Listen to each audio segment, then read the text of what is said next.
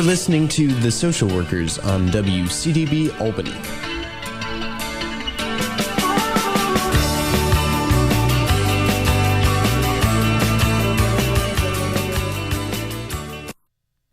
Welcome to the Social Workers Radio Talk Show. I'm your host, Alyssa Lotmore, and today we're joined by Julie Bailey.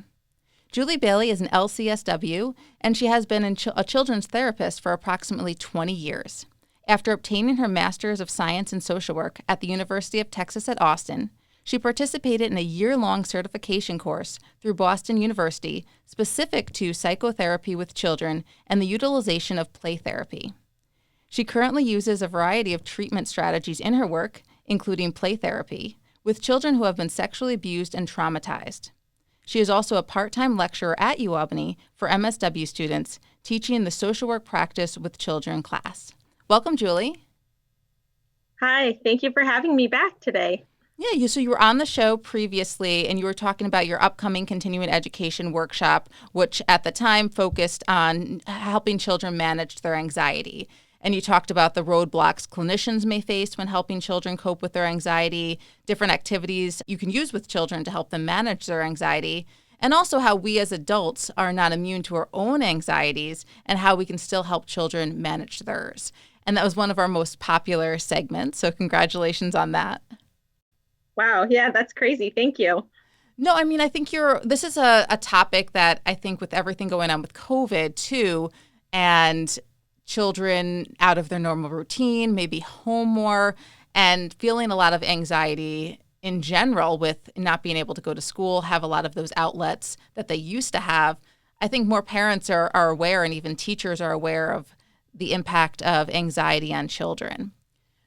I think that's true. And I actually think that really ties in a lot with our topic today, because I think play therapy is something that a lot of therapists have anxiety about, and it's actually a great method of using to work with children.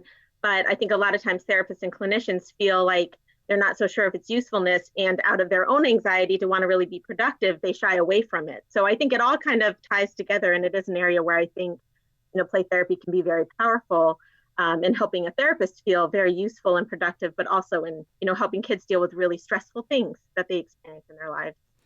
And I just want to say, I don't know a ton about play therapy. So I have my master's in social work, but play therapy is not something that is taught in a way that would allow me to practice. You have a specialization in it. You took more classes and coursework, so you had a better understanding of how to utilize it in treatment. Because I do activities with students, but that's more to build rapport. If we're doing, puzzles and coloring and different things, but that's not play therapy. So I'd love for you to explain the difference of, the build and rapport process versus what the clinical term play therapy means.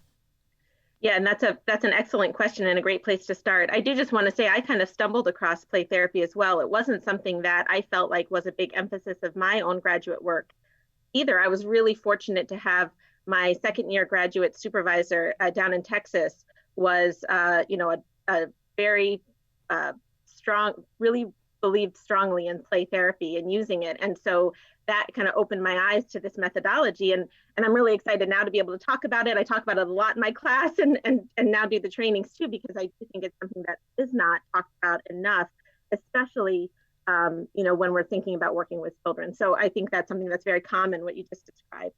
And one of the biggest myths about this is that how is play therapy different? And one of the biggest things that people say to me all the time is, well, I tried that.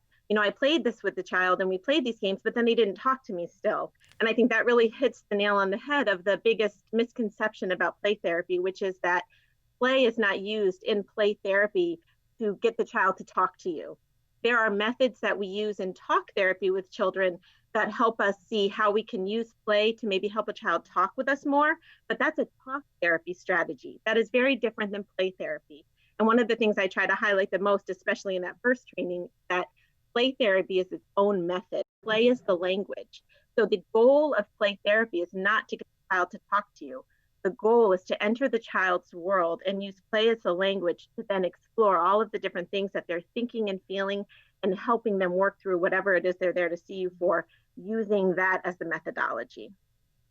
So you're going to be giving an upcoming workshop. It's a continuing education program workshop, actually two. The first one is titled Play Therapy, What It Is and How Does It Work? And that will be on Tuesday, January 26, 2021 from 1 to 4 p.m. And then you're going to be doing another one, which is Play Therapy Beyond the Basics, Adapting Play Therapy Techniques to Non-Traditional Settings. And that will be on Tuesday, February 9th from 1 to 4. So I'd like to talk a little bit about the first workshop and what will you be going over in terms of the basics of play therapy? Well, I do like to talk a little bit about how play therapy got started, and that it really did get started because pioneers in the field of working with children really realized that play is a way that children express their innermost thoughts and feelings, and started thinking about how to use that to help children heal from various experiences. So I like to go over some of that in the training. We could probably spend hours and hours on the history of play therapy. I just try to give a little bit of that as a background, and then really differentiate strategies of working with children through play and how that does differ from talk therapy. And another really important thing I like to address in that first training is that my preference for play therapy and how wonderful it is and how much I've seen it be so useful with children does not diminish that there are times when talk therapy with children is also useful. So I really try to help sort through when one is more useful for a child in certain scenarios, and when maybe talk therapy is helpful and useful, because it's not, one doesn't diminish the other's usefulness. It's just being aware of it as an option. And that's another thing that I talk a lot about. A huge misconception of play therapy is that you have to be one single theoretical framework with it. A lot of people think of play therapy and they think because it's so subjective that it gets really Freudian, and it maybe is all about kind of that, interpreting the child's play and getting really kind of psychoanalytical. The reality is play therapy is not a theoretical framework. It's a method of working with children. And because of that, you can use any theoretical framework that fits you as the clinician. So I talk a lot about that in that first training of how, there's cognitive behavioral play therapy. There is psychoanalytical play therapy. The style that I use is the child-centered object relations play therapy. So you can have your own theoretical framework. All of us as clinicians hopefully have some type of framework we adapt to and use in our work. And then that can be implemented in play with kids. So I really try to go over all of that in that first training, because I think those are things people are like, wow, I never knew that before. And so that's something that I really try to cover in the training, is that you can be whatever theoretical framework you feel most comfortable working with, and learn how to use that as play being your method. Now, when we think about talk therapy, everyone has a different office kind of setup, and it's maybe the style that the clinician prefers. But with play therapy, do you have to create a type of play space in your office, or are there certain ways to set up and design your office space for that? Well, I think that is something that is also really important to talk about, because I like to call it creating a play space, but really it's about creating an environment that allows the child to come in and be their true selves. One of the things I love the most about play therapy, especially the child-centered mode, is the child can come into your office and be whoever it is that they are and who they need to be.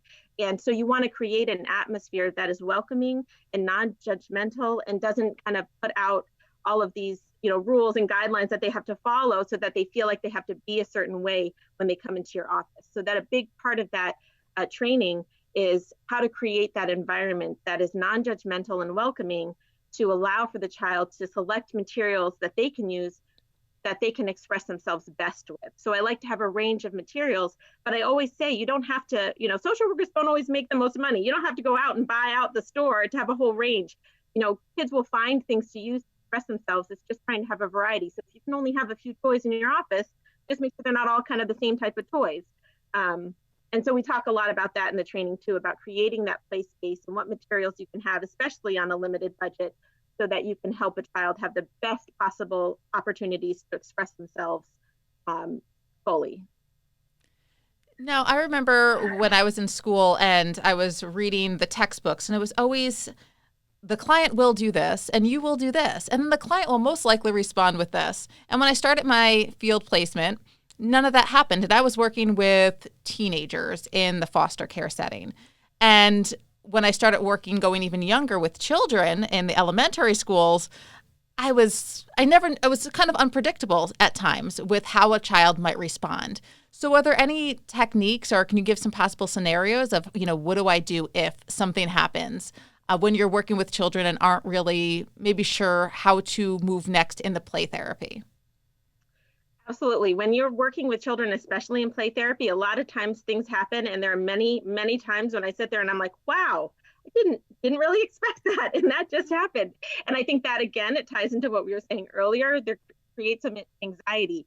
When you're doing a talk therapy approach and you have a worksheet with the child that you're kind of working through, you can kind of predict and expect how to get through some verbal things with the child. When you're opening the world of play, a lot of things can happen. I think the biggest thing to think about, though, is that that is okay, because we want to see what's going on in that child, how they're experiencing their world. And so if things start to happen in play, that's okay. So the first part of that is having some comfort with the unknown and allowing the child to express themselves how they need to be. The second part of that is strategies you can use to help work through that. So an example might be if a child starts becoming aggressive with some of the play toys or objects that you have in your office. An anxiety-based response from the clinician might be, oh, don't do that. We don't want to break the toy. Is there another way you can express it? Whereas, a play therapy approach would be using reflection, which might say, wow, you have a lot of energy right now. I wonder how else we could get that out. Only if it's going to lead to an object being broken. If a kid is hitting another object, we want to explore that, because again, play is the language that we're looking to do that. So it's finding methods through the play to explore the meaning behind what the child is doing and not shutting it down because of the therapist's own discomfort with what's going on. So strategies like reflection, using I wonder statements, and observations of the child, not just with what they're doing, but how their bodies are acting, what their energy is. Those are how we navigate some of those really uncertain situations. Now, I'm curious, is when you're trying to talk to parents, maybe during the intake, about how you might be moving forward with the child, and sometimes people might think that talk therapy, because that's the one that's they're most familiar with, is the way to go, even for working with a child. So how do you talk to parents and get them sort of on board with this play therapy methodology? That's a really, really important point, because I think that's an area where caregivers are really confused. They'll see their child, who they maybe have really serious concerns about, with anxiety or aggression or trauma. And then they're like, oh, you just played with the trucks for an hour. Wow. And I think that's something that we deal with a lot of the time. I think we have to, not overthink it too much. One of the most important elements of the therapeutic relationship with the therapist and the child, but also with the therapist and the caregiver, is trust. And so we can't expect a child to come into our office for the first time and do a wonderful play therapy approach and then run out to their parent and the parent to automatically trust us, right? So I think building the trust with the child, but also building the trust with the caregiver, is really key to helping them learn to understand the benefits of play therapy and why that's helpful. I would never expect a parent to come in the first day and just blindly trust me, even if I was doing talk therapy. So using that rapport building process with the child also needs to happen with the caregiver. And as they see that you hear them, you understand their concerns, that you have ideas about how you might be able to help their child and why this methodology might be the best one to use, that's how to, over time, help them understand it. There's no one magic way of saying, you must trust me and believe this is best because I'm the expert here. I think we have to take into consideration that this is their child whom they're very concerned about, and we have to build that process together, the rapport, the relationship, the trust, and then from there, it can be more of a joint working experience that becomes very successful.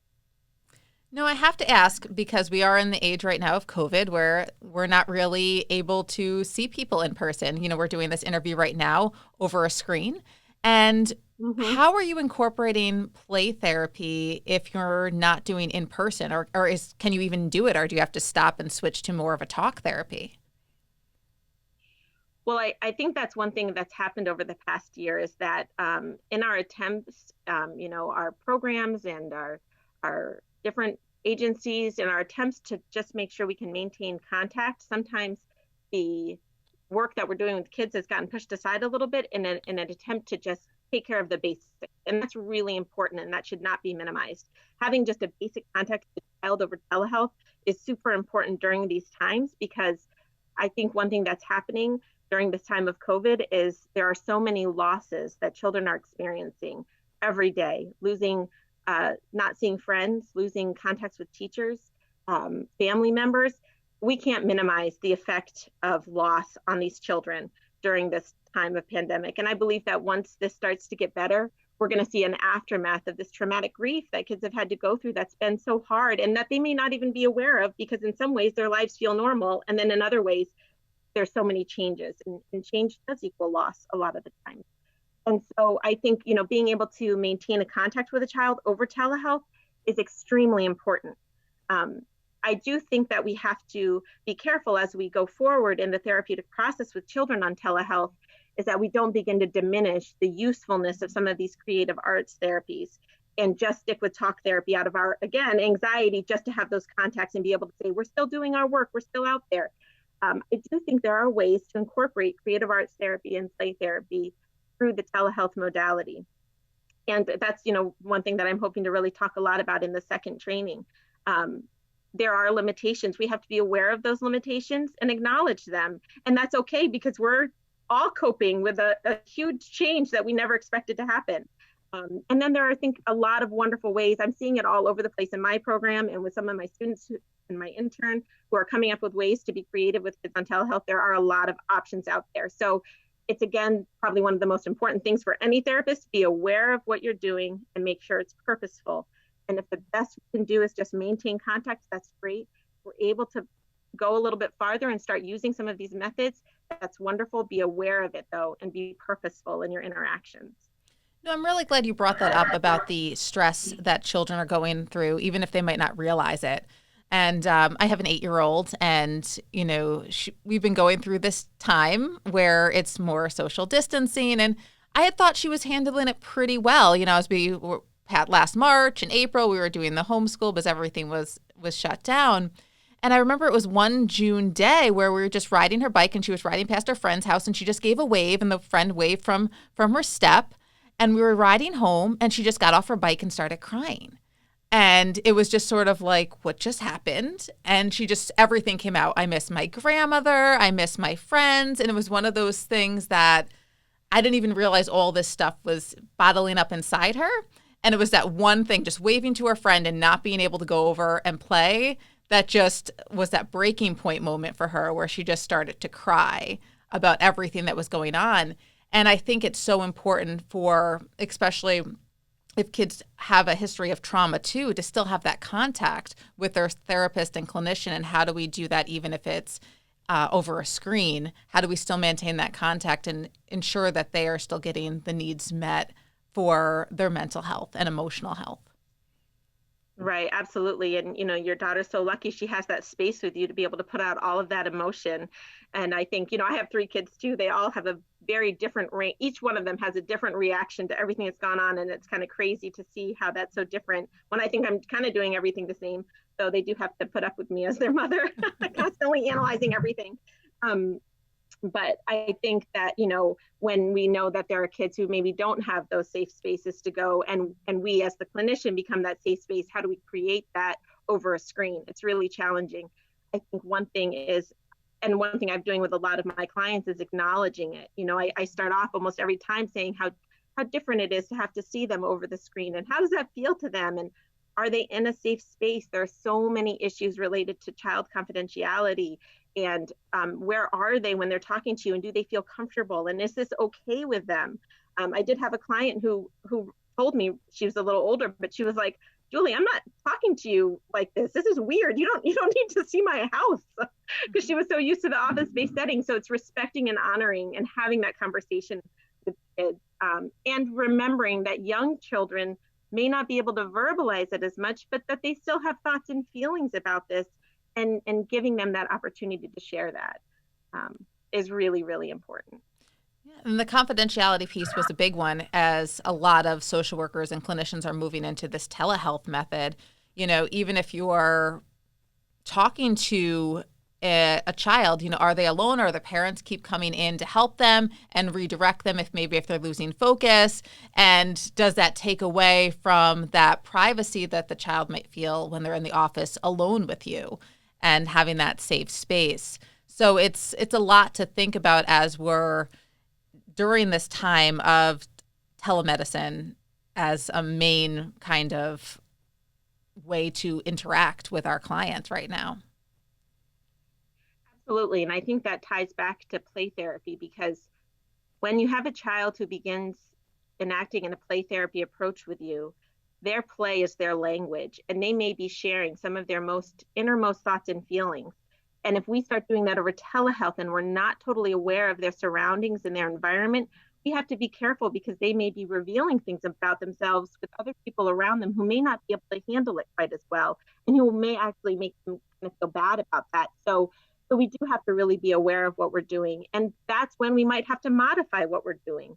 And again, just being aware of that and being purposeful and modifying it to what the child's needs are, not what our needs are, which I think is really hard, because this is a time that does create a lot of anxiety for us too. And we want to be able to say, we're doing all of our jobs and checking off all of the boxes. But, I think we need to keep the child's needs at the forefront of all of this. Now, you're going to be doing the 2 workshops, again, one in the end of January and one in early February. If individuals are interested in learning more about play therapy, what other resources are there, or if you have any to share, of how can a clinician learn how to incorporate this best into their practice? I'm very glad you asked about that, because I think that's so important.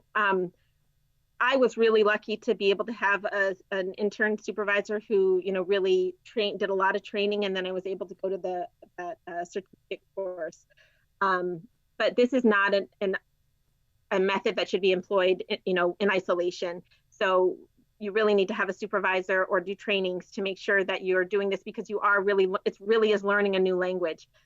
One of my favorite books for anybody who's interested in kind of learning a little bit more to see if you want to dive into this a little more seriously is Gary Landreth's book called Play Therapy, The Art of the Relationship. I love that. It's something I recommend to all of my interns and talk about it in my class. Virginia Axline, she's got a really good book just called Play Therapy that really gets into kind of the core of how this is all built and the methodology behind it. And then lastly, if people are really interested in kind of diving into this and getting a lot of training, the website, the letter A, the number 4, and then the letter PT. So it's www.a4pt.org is the Association for Play Therapy. And that's kind of the governing body that can help you find supervisors, training in terms of doing play therapy and becoming a registered play therapist. So it's not something that people should just go out and start saying, I can just start playing with kids and then call it play therapy. There is training and supervision that really should occur along with this. And I believe it's a really powerful method. I've used it for a long time. I've seen it really be so meaningful to children. And so if anybody's feeling interested in it, it's definitely worth checking it out more. Well, I just want to say thank you for coming on and sharing all of this information. I'm really excited that you're going to be doing the 2 workshops. Again, the first one is titled Play Therapy, What It Is and How Does It Work? And that's Tuesday, January 26th from 1 to 4 p.m. And the second one is Play Therapy, Beyond the Basics, Adapting Play Therapy Techniques to Non-Traditional Settings. And that will be Tuesday, February 9th from 1 to 4 p.m. Those are available to register and to find out more information on the UAlbany School of Social Welfare's continuing education page. So if you just visit www.albany.edu/SSW, you can click on the tab to our continuing education page, and those links will be there. Julie, is there anything else you'd like to add about the workshops or about play therapy? No, just thank you so much for having me. I love talking about it. I could go on for hours, but I really feel lucky that you've asked me to come on and talk about this today. And I'm really fortunate to be able to do these workshops coming up. I'm really excited for them. And for anyone who might be attending, I will do my best not to talk too fast, because I do that when I get excited. Well, this is just a topic that even when I was in school, and I still hear students today say it, that they really are interested in play therapy. And it's not something that is usually a major focus where you would have be able to say I'm specialized in this when you're graduating from grad school. That's just not how it works. You have to go for more training and that supervision, as you were saying, but it's something that's an interest. So even having students who can listen to your interview right now and say, hey, there is a process, here's a website, here's something I can read, to be able to how to find out how they can gain knowledge and build an expertise in this area of work. Because for all kids, talk therapy might not be that main way to reach them, that main way to help them reach the treatment goals that they have. And sometimes play therapy might be a better alternative to how do we have more clinicians and therapists trained in that. It's a great start with your workshops. Right. I mean, it's kind of going back to that thought. Play is a child's natural form of communication. We often ask them to go to their secondary form, which is verbalizations. That's not their go-to. Play is their go-to. So even if it's someone not interested in it, just knowing about it, I think is really important. Well, I want to thank you for coming on. Again, have been joined by Julie Bailey, who is an LCSW, and she's been a children's therapist for approximately 20 years, so a lot of experience, and her specialization is in play therapy. She'll be giving 2 upcoming workshops at UAlbany, and we're really excited for that. And I want to thank you so much, Julie. Thank you. Thank you so much for having me.